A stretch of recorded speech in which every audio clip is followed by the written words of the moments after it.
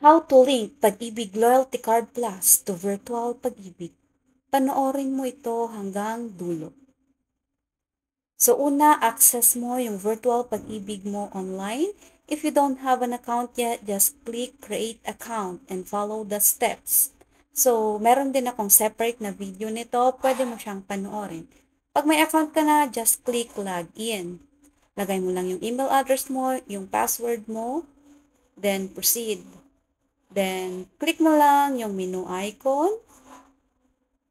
Then click mo lang Loyalty Card Plus. Then, click mo lang link to Loyalty Card Plus account.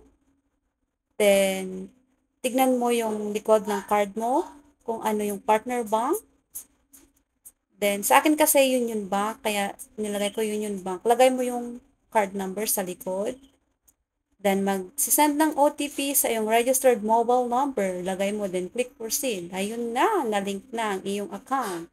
Makikita mo din ang transaction history. Sa akin, zero dahil di ba ako nag-loan, okay? So, ayun. Thank you for watching. Follow me for more video tutorials.